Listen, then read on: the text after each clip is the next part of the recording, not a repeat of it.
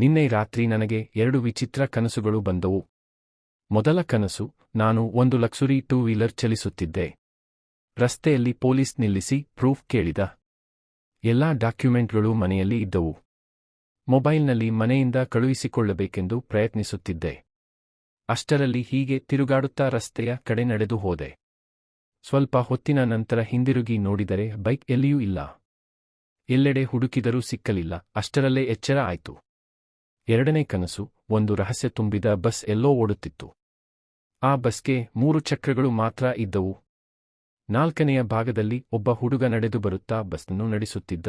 ಆ ಹುಡುಗನ ಜೊತೆಗೆ ಕಾಲಭೈರವ ಸ್ವರೂಪದಲ್ಲಿರುವ ಶಿವನೇ ಇದ್ದ. ಈ 2 ಕನಸುಗಳಲ್ಲಿ ನನಗೆ ಅರ್ಥವಾದುದು. ಮೊದಲ ಕನಸು ನಮ್ಮ ಜೀವನದ ತಾತ್ಪರ್ಯ ಹೇಳುತ್ತಿತ್ತು. ನಾವು ಯಾವಾಗಲೂ ಭೂತಕಾಲದ ಪಶ್ಚಾತ್ತಾಪದಲ್ಲೋ ಅಥವಾ ಭವಿಷ್ಯದ ಕನಸುಗಳಲ್ಲೋ ಸಿಕ್ಕಿಹಾಕಿಕೊಂಡಿದ್ದೇವೆ. ಆ ಸಮಯದಲ್ಲಿ ನಮ್ಮ ಪ್ರಸ್ತುತ ಕ್ಷಣ ಕಳೆದುಹೋಗುತ್ತದೆ. ಅದೇ ನಿಜವಾದ ಮೌಲ್ಯವನ್ನು ನಾವು ಕಾಣುವುದಿಲ್ಲ. ಎರಡನೇ ಕನಸು ಕಾಲಭೈರವನ ಬಸ್ನಂತೆ. ಆ ಬಸ್ನ 3 ಚಕ್ರಗಳು ಭೂತ, ವರ್ತಮಾನ, ಭವಿಷ್ಯ. ಆದರೆ 4ನೆಯ ಬದಿ, ಅದು ನಾವೇ. ನಾವು ಯಾವಾಗಲೂ ಕಾಲದ ಈ 3 ತರಂಗಗಳಲ್ಲಿ ಓಡುತ್ತಿದ್ದೇವೆ, ಆದರೆ ವರ್ತಮಾನ ಕಾಲದ ಮೌಲ್ಯವನ್ನು ಅರಿಯುತ್ತಿಲ್ಲ. ಕಾಲಭೈರವ ಅಂದರೆ ಸಮಯವೇ ಆ ಬಸ್ನ ಚಾಲಕ. ಸಮಯ ಸದಾ ಓಡುತ್ತಲೇ ಇರುತ್ತದೆ. ಅಂತಿಮ ಸತ್ಯ ಏನು ಅಂದರೆ ವರ್ತಮಾನದಲ್ಲಿ ಬಾಳು. ಈ ಕ್ಷಣವನ್ನು ಆನಂದಿಸು.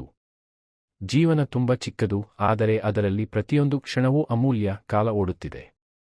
ನಾವು ನಿಂತು ಬದುಕು ಅನುಭವಿಸೋಣ.